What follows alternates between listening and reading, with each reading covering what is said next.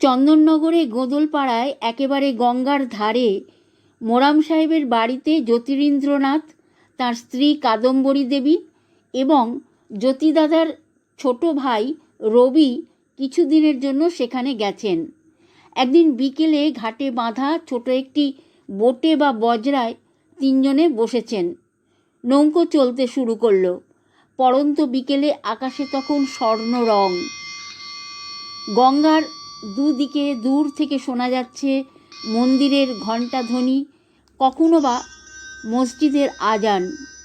জ্যোতিদাদা বাজাচ্ছেন কত রাগরাগিনীর সুর। রবি সেই সুরে সুর মিলিয়ে গেয়ে উঠলেন,